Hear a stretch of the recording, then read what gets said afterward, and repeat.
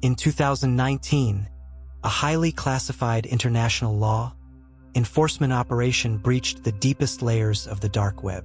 The specialized task force expected to find a typical syndicate of hardened cybercriminals. Instead, what they uncovered was far more terrifying.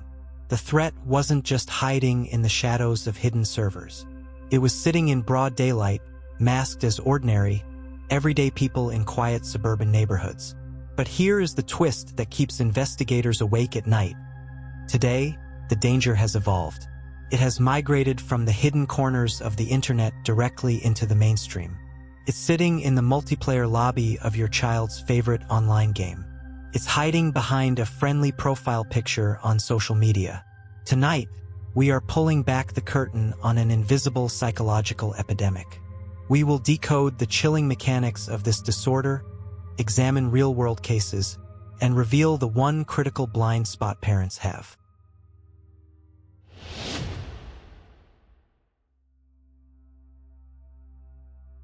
To fight an enemy, we must first understand exactly what it is and what it isn't. In the fields of psychiatry and psychology, the term pedophilia is defined as a specific psychiatric disorder. According to the Diagnostic and Statistical Manual of Mental Disorders, it involves intense, recurrent sexual urges or fantasies. These behaviors strictly involve prepubescent children, typically aged 13 or younger. But forensic psychologists make a crucial distinction that everyone needs to understand. They separate the medical definition of attraction from the physical manifestation of action. While the attraction itself is classified as a deep-rooted psychological abnormality, the moment it crosses into behavior, it becomes a severe, highly punished international crime. For decades, scientists have tried to trace the origins of this pathology. Is it neurological, or is it a byproduct of early childhood trauma? While the medical community continues to debate the exact root causes, law enforcement faces a much more urgent question. How did this hidden psychological trait transform into a highly organized, global digital network?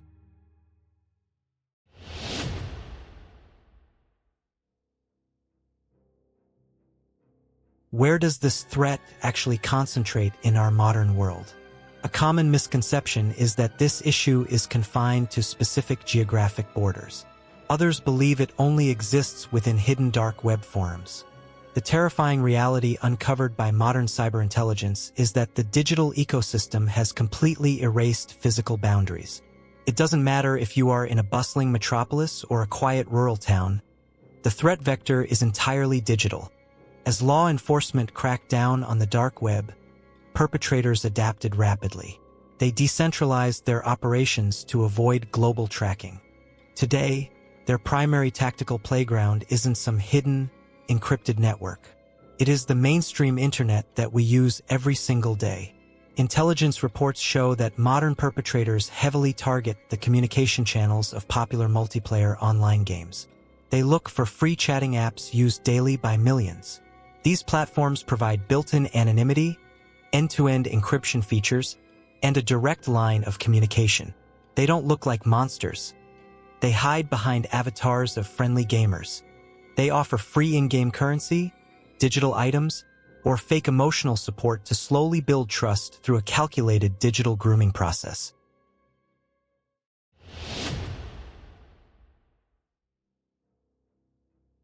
To understand how global intelligence fights back, we look at the monumental cases that forced international agencies to rewrite their playbook.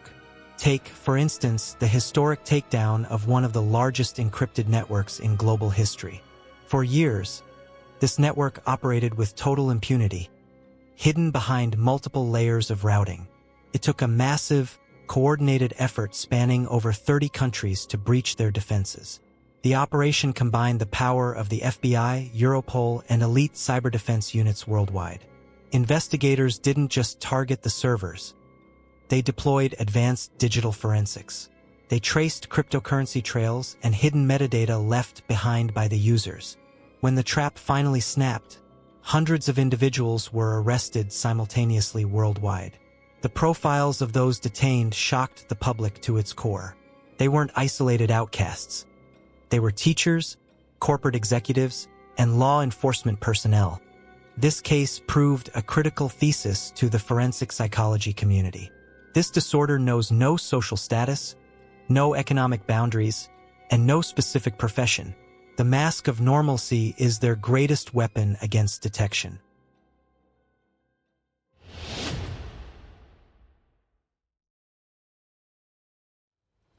With a threat this sophisticated, how do we build an unbreakable shield around our families? The answer does not lie in panic. It lies in strategic awareness and taking immediate digital control.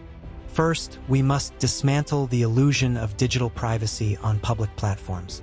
Parents must treat internet access the exact same way they treat driving a car. It requires a license, strict boundaries, and constant mirrors. Step 1 is implementing strict device management in the household. Every console, smartphone, and tablet in your home must have restricted communication settings turned on. Block open direct messaging features on games where your children interact with strangers. Second, change the physical location of technology within the house. Devices should never be allowed behind closed bedroom doors at night. Keep gaming stations and computers in shared family spaces where screens are visible in broad daylight.